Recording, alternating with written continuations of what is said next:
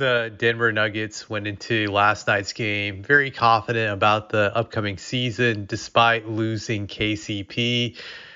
The narrative that they've been pushing the last few weeks was that they would be fine and that having Jokic and Jamal Murray, Porter, and Aaron Gordon would be enough to get them back into contention in the West, and that everything will work their way out. Their supporting cast outside of those guys will be fine, and that there's just nothing to really worry about. The Nuggets can ride their key four guys, and the rest of these role players will step up. But that obviously wasn't the case last night against the Thunder. This game was interesting because it looked at the start that the Nuggets were going to be fine in this game. They started off 18-10.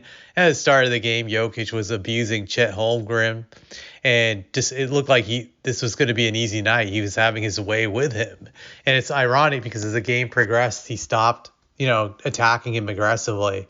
So that to me was interesting, that change that happened. But what really stood out to me was that after the Nuggets went up 18-10, it's like they lost control of the game. Just suddenly they lost control of the game, and that coincided with Jokic going to the bench.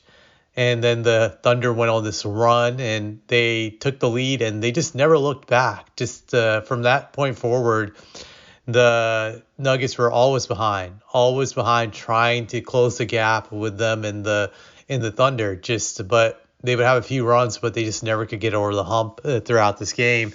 And to me, the biggest problem was when Jokic left, that they went to their bench and some of their supporting cast outside of their key guys, which I have outlined as Jokic, Gordon, Murray, Porter.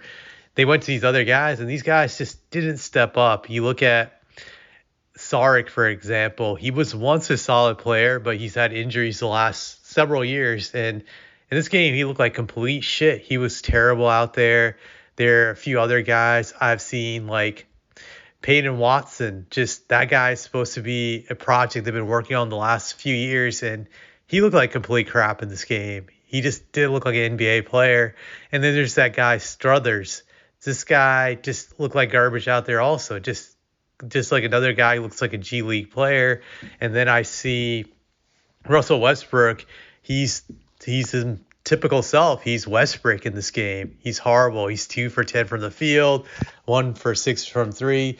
Will I say this? He does bring a lot of energy. Yes, on the defensive end, he had some few impressive plays, but this guy is a non-motherfucking factor on the offensive end. He's terrible. He can't space the floor. His jump shot is bad like always, and I don't think he does enough to fix their bench problems. I'm sure he'll have some good games this year where he's productive, but I don't think he's a great fit. I just don't see it. Is he an improvement from what they had last year when it came to their backup guards?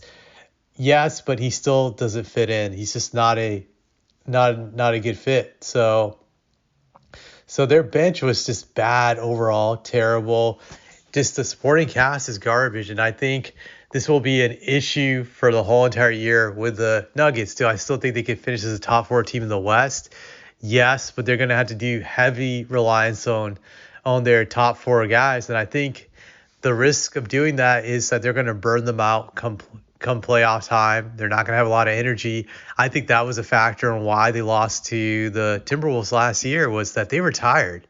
They were really tired after like game 6 and in game 7, they just couldn't hold that lead because those guys were straight up tired. They didn't have enough depth and they ended up losing.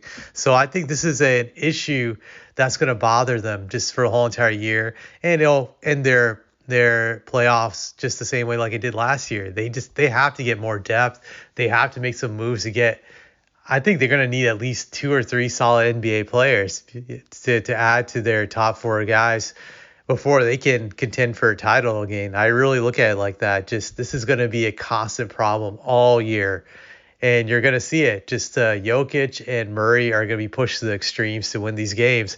I do think they can still win 50 games this year, but it's going to be a lot. It's going to take a lot out of them unless some of these guys step up. They're young players that they're betting on to turn out into being solid prospects. But I don't see that happening. I just think this is a bad situation for them to be in, and their management has dropped the ball in that regard. And yeah, this will be a problem all year unless they can make some key trades or sign someone from waivers or something that can make an immediate impact.